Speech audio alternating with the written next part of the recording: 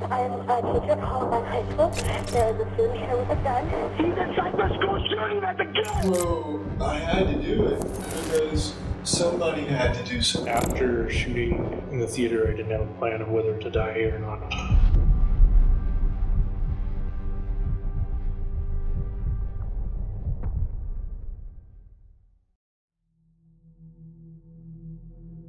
Hi everyone, and welcome to my channel, or welcome back if you've watched my videos in the past.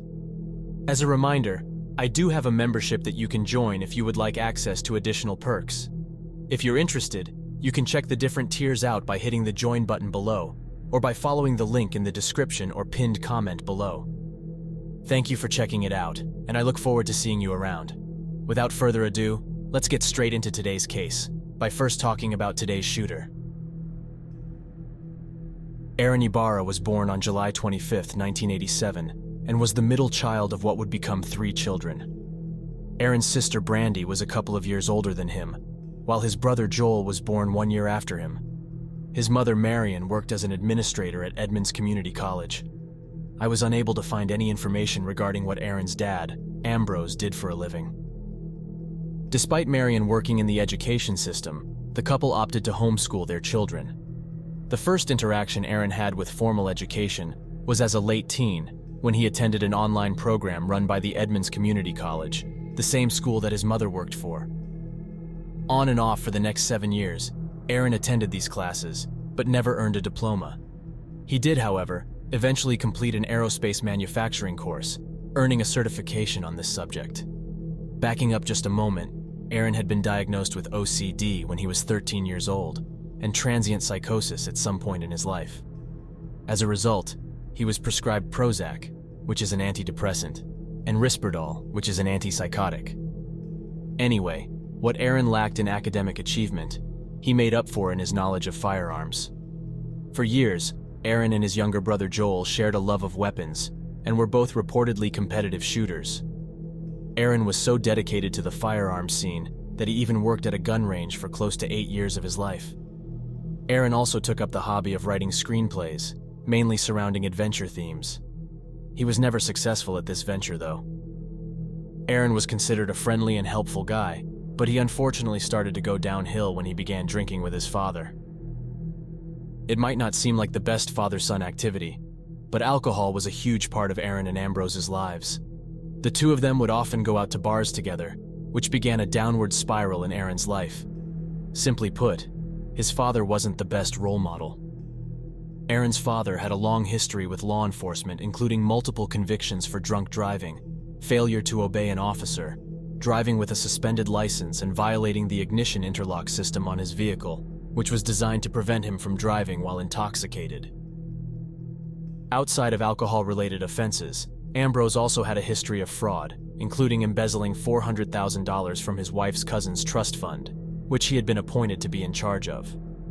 It wasn't just the alcoholism which Aron and his dad Ambrose had in common, though. Both of them reportedly struggled with depression, anxiety, and suicidal ideation. In 2010, Aron called 911 to report that he was having thoughts of hurting himself and others because he had a rage inside of him. He was 23 at the time and was still employed at the gun range. As a result of this call, he was involuntarily committed for psychiatric assessment and treatment. 2 years later, in July of 2012, police pulled Aron over after he drove onto a sidewalk. He was arrested for driving under the influence and was sentenced to 2 years of probation.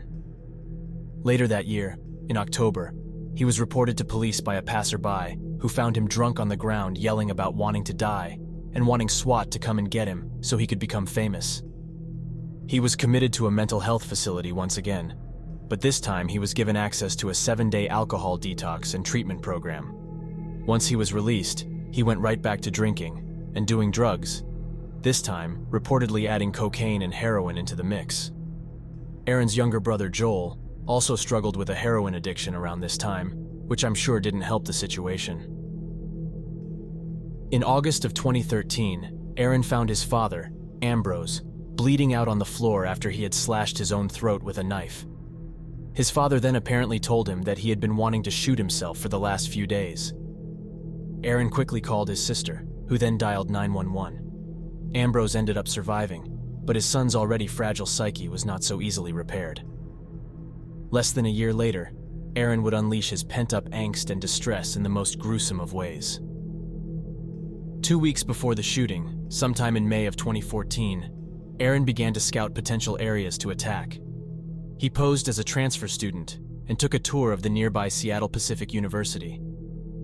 This university is home to 4,000 students on a 40-acre campus just 10 minutes from the downtown area. From here on out, I will be referring to Aron by his last name, Ybarra. During this next section, I'm going to be reading the entries made to Ybarra's personal journal in the days leading up to his attack. On May 27, 2014, Ybarra wrote, quote, "Sometime by the end of this week or the beginning of next week, I will express how I really feel about humanity, America, and the world itself. 2.5 years in psychotherapy and 2 years in psychiatry and didn't help. I had a high level of stress that made me a little crazy and not myself. Ever since I took the medication, I became more calm, more patient, and more confident. If my routines, my belongings, and my life was respected, I wouldn't be so goddamn miserable. It's true what they say. When you go through a lot of stress, from humiliation, for quite a while, you can lose sense of emotion. It's easy to get around people without worrying or thinking about being suspicious. I wasn't able to a few years ago. It's now a part of me." Unquote. The next day, on the 28th, he made an entry that reads, quote, "I was diagnosed with OCD, but I know that it's at a higher level than people think. If my family wanted me to go to therapy, then they should have worked with me on it, instead of trying to force me to go. That caused me depression and problems. I gave therapy a shot, but the biggest reason that I went was to get everyone off my back. Therapy, counseling, and help are the 3 words I hate the most.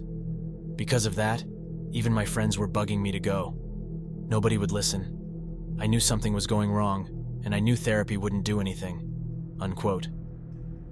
2 days later, on the 30th, Ybarra wrote, quote, "If I have time, I will try to get my revenge on some of the guys I hate. The shit talkers at the getaway. The first one will be the f*** in the cowboy hat. That cowardly, ungrateful son of a whore. You don't run your mouth about me and try to make me look bad. When I did nothing to you. If I get a chance, I will poison your beer when you and the others are not looking. Now let's talk about Jay, the junkie who robbed our house, when my brother wasn't doing too good. My family said they wouldn't help me because of Jay robbing us. Jay. I would hear his name all the time. I want to cut him up and secretly sell him to supermarkets. Before my problems happened, Kay took something that was a part of me and a part of my routine. I wasn't able to get him yet, but he still has a price to pay, even though I forgave him, because it didn't matter anymore. I've been wanting to bash a rock or a hammer against his head and face a few dozen times, to be brutal and bloody. Right now, he is the least of my worries. I just want to get him, because I can, and I don't care. Drugs or no drugs, if he would have been a lot nicer to me, respected me, and not bugged me, I would have helped him out more. You don't steal from me." Unquote. On June 2nd, he made another entry, quote, "I used to always hate violence towards women, but there is no doubt that I'm going to kill quite a few in the shootout. I don't care anymore. There are a few universities in the state to pick from that I'm planning to attack. Washington State is the main target. I can't make it there without any suspicion. My parents will keep wondering where I'm at. And plus, I'm not yet prepared for it. I have Plan Bs, Central, Eastern, and Seattle Pacific. I was focusing on Central, but not prepared for that either. Didn't think about Eastern because I'm only prepared to be local. I picked Seattle Pacific because I'm less familiar with it, and I can see that University of Washington and Seattle University represent Seattle more. I didn't want to have to attack my own city. I went to the Seattle Pacific University campus to get info, and to find a good area to attack. A couple Mondays ago, I was trying to give myself a tour, and asking where certain buildings were, acting like a transfer student. I asked this nice black girl where the history building was. For about 10 minutes, she showed me around some of the places she knew. I forgot how to say her name minutes later. I met a cute white girl named Blank. She offered to show me around for about 15 or 20 minutes. These girls were very nice, and they treated me well. Because they showed me around the campus without me asking them to. I will single them out of the shooting if I see them." Unquote. The next day, Ybarra wrote, quote, "I love my friends. I love being there for them. And we have such great times together. Except my life is now coming to an end. I like my co-workers and bosses, and customers I like talking to at the gun range, LA Fitness, and Fred Meyer, also including Kemper. I like my bar friends, and the girls at coffee shops, and espresso stands. I love my family, and I understand that they want to understand now. But they should have been there for me when I needed them at the time. My friends, my family, and the others. I'd hate to do this to them, but it must be done. Everybody else in the world, I just want to blow their faces out with a 12-gauge shotgun blast." Unquote. I will be referencing these journal entries a little later in the video. With that out of the way, let's move on to the actual events that transpired that day. The now 26-year-old Ybarra started June 5th, 2014, by dressing in a white shirt, skater sneakers, and jeans. In his hand, he carried a black garbage bag containing a double-barrel shotgun. Ybarra drove to Seattle Pacific University, eager to begin his attack. After parking, Ybarra then exited his vehicle and attempted to enter the building through a back door.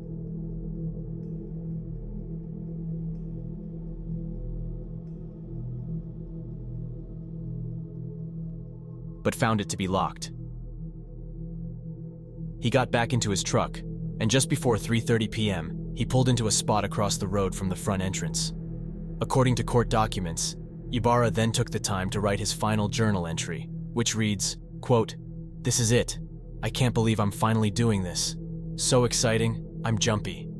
Since Virginia Tech and Columbine, I've been thinking about these a lot. I used to feel bad for the ones who were killed, but now Eric Harris and Seung-Hui Cho became my idols, and they guided me till today. No matter how cute the girl is and how cool the guy is, I just want people to die, and I'm gonna die with them. I'm not asking for forgiveness, because there won't be any, but it is what it is. I'm doing some people a favor by sending them to heaven, but those who are sinners like me, I'll see you in hell." Unquote. Before beginning the attack, Ybarra entered the building and walked around for a few minutes, likely gauging the amount of people present.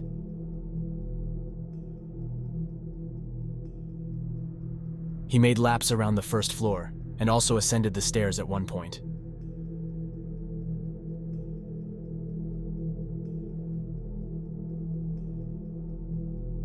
Ybarra, with a quick pace, then exited the building through the front entrance and walked back to his truck.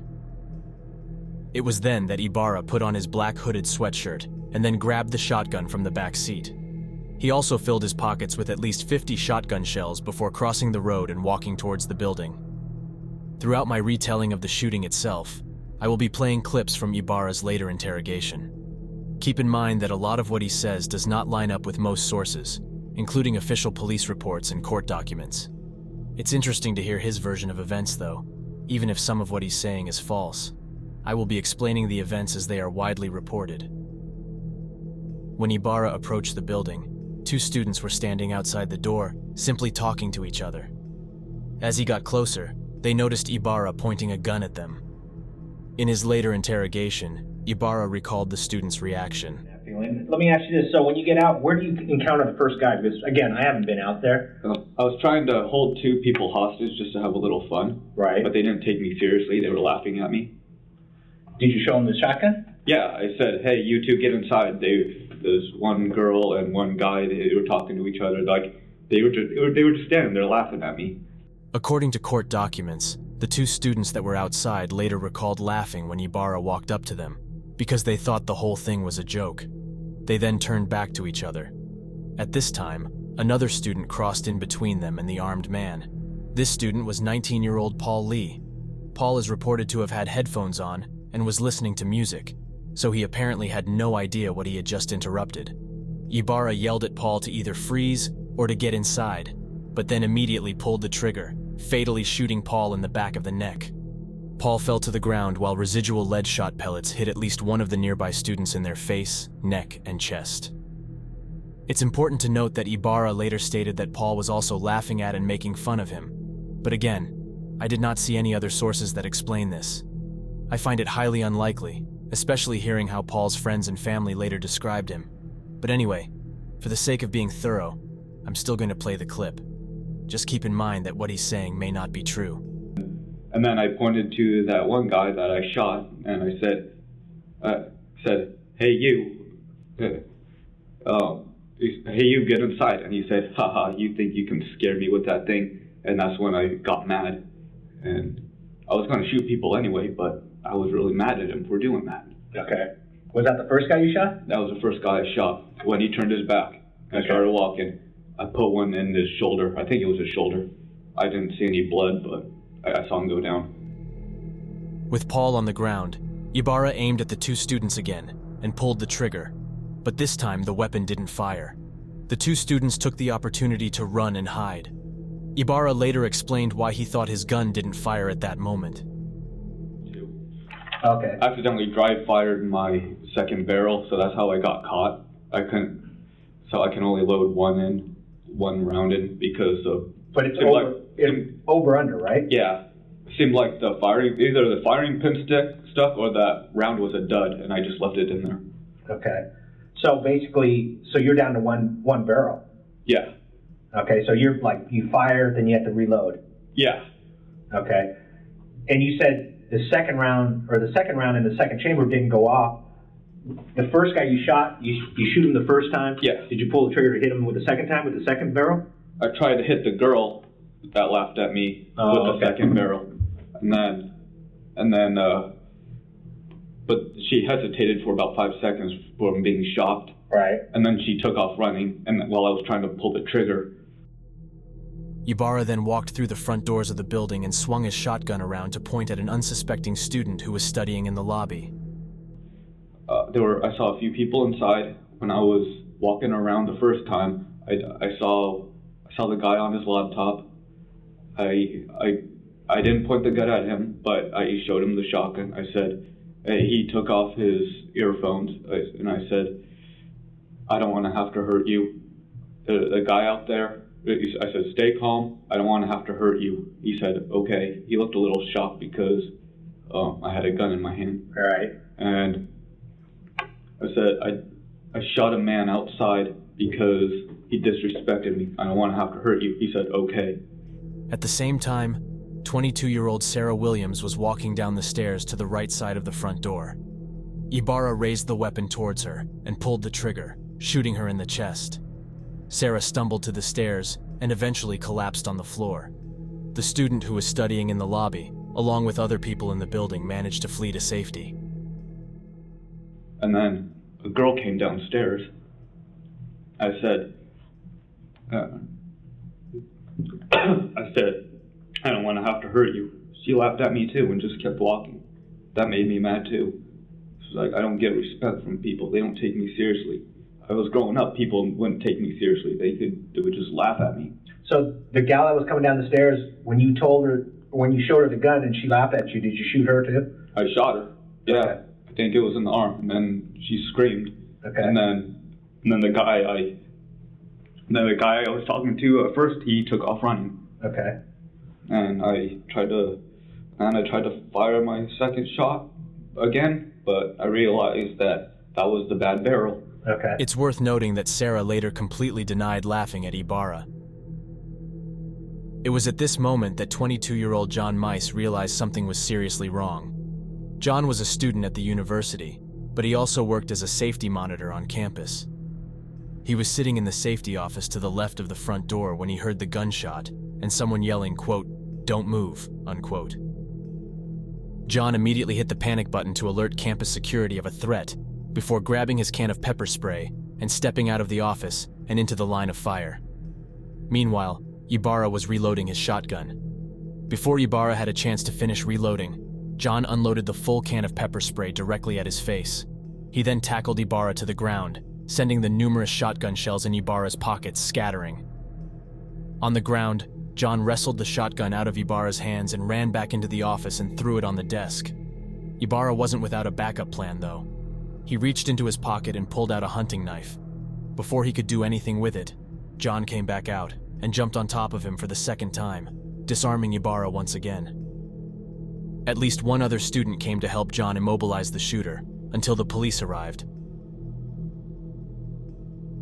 All around them, students ran in fear for their lives, and the entire university was put in lockdown. Phones pinged all across the campus with the message, quote, "Emergency. A campus lockdown has been initiated.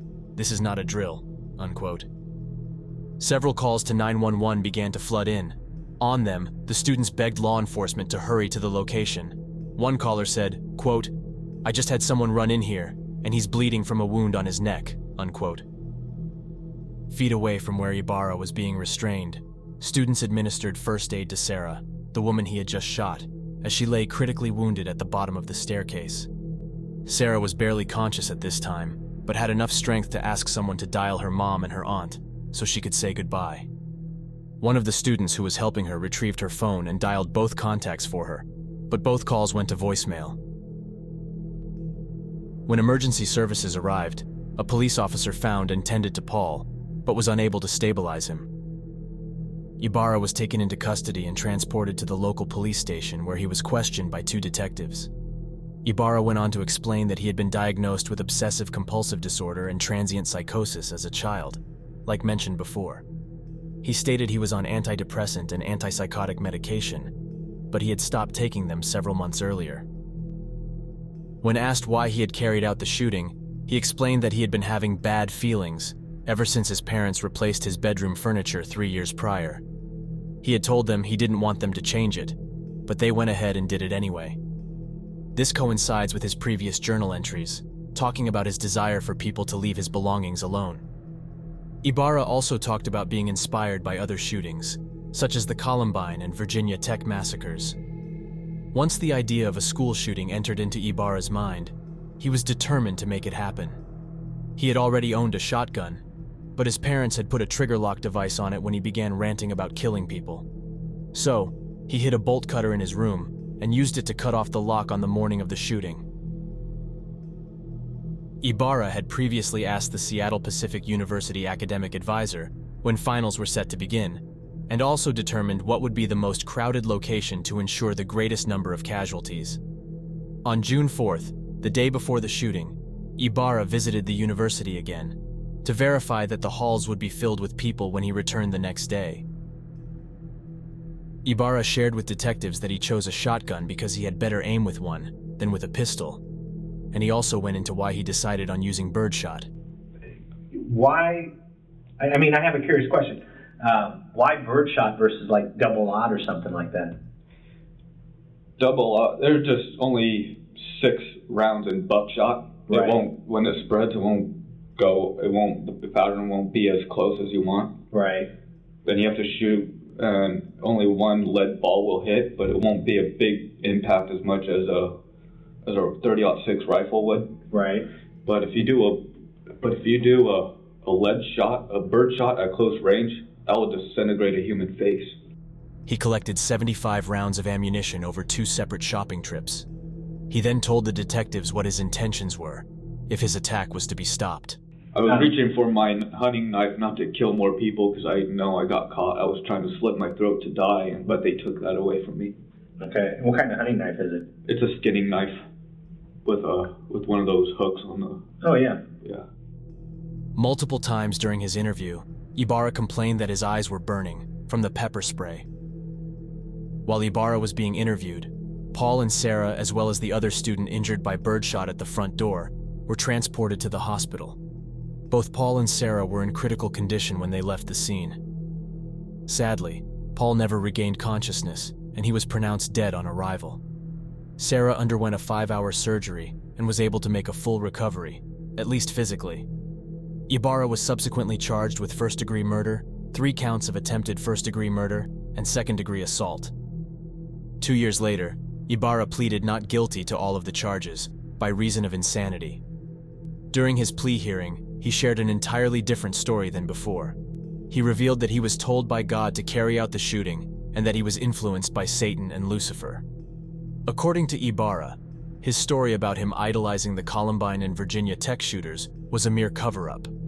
He explained that he had to keep the true reason for the attack a secret, which is why he didn't mention this apparent God's plan in his journals or during his interview with police. He never did go into why this was, though. It's important to note that the only mention of God in Ybarra's journals was in reference to being let down during a challenging period of his life. Ybarra's defense team was seeking the insanity plea, which meant it would be up to the jury to decide if Ybarra knew his actions were wrong at the time of the shooting, or if he was indeed legally insane. During the month-long trial, prosecutors demonstrated that Ybarra's actions weren't spur of the moment or committed during a period of insanity. Their argument was that there were a few distinct forms of evidence which showed definite premeditation. First of all, there were Ybarra's statements to the police immediately following the shooting, when he told the detectives that he had been angry for 3 years and how he wanted everyone to die.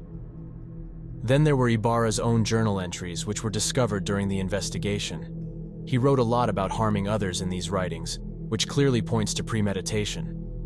The diary definitely provided a chilling insight into Ybarra's psyche, as we have already learned. It was clear that Ybarra had been largely motivated by anger towards his parents and towards the world in general. In his defense, Ybarra's lawyers attempted to explain his actions by blaming his mental illnesses, his low IQ, and apparent brain damage. They focused on Ybarra's childhood history of developmental delays, witnessing his father's battle with substance abuse, and developing his own addictions to alcohol and drugs in the process. Ybarra then tried to convince the court he actually never intended to kill anyone on the day of the shooting. This obviously goes against what he wrote in his journal. He then went on to say that the hateful feelings he had towards the world had been put in his head by Satan and Lucifer. On the day of the shooting, he had apparently heard God commanding him on what to do. But when Ybarra was later cross-examined and asked why he hadn't told the officers about this apparent direction from God, he reiterated that he had to keep it a secret for some unknown reason. The defense team also argued that Ybarra had gone off his medication 6 months before the shooting, which meant he didn't know the difference between right and wrong at the time. In fact, he claimed that he didn't even realize what he had done was real until he was in the back of the police cruiser after his arrest. During Ybarra's time in custody, he was assessed by 2 psychiatrists to determine if he met the legal criteria for an insanity plea.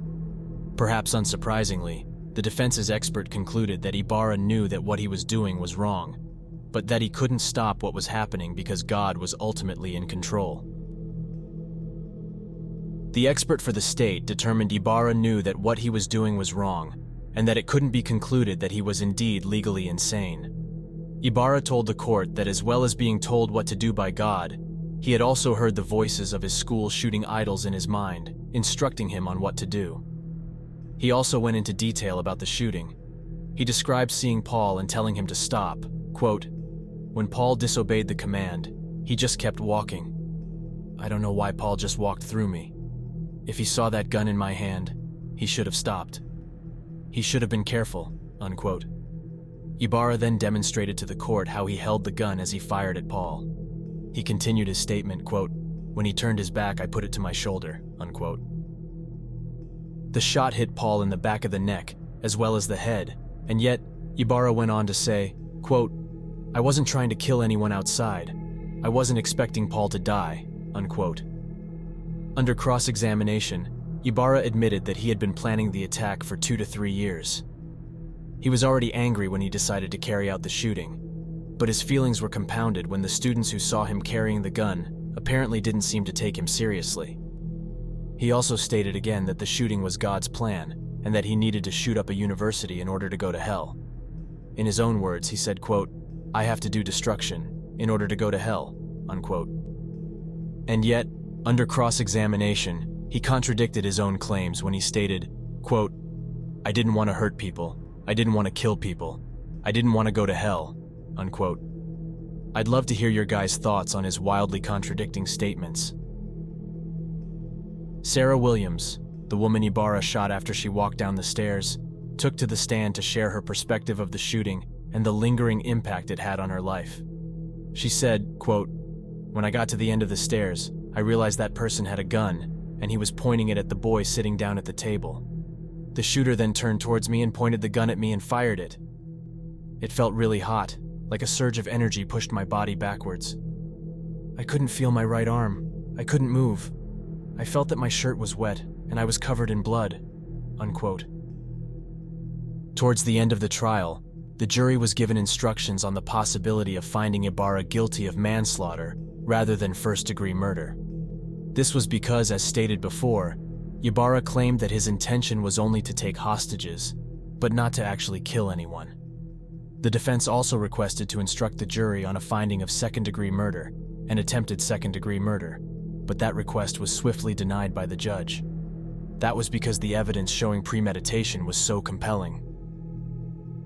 Ultimately, after the month-long trial and hearing from more than 40 witnesses, the jury found Ybarra guilty of all counts of premeditated first-degree murder, 3 counts of attempted first-degree murder, and 1 count of second-degree assault.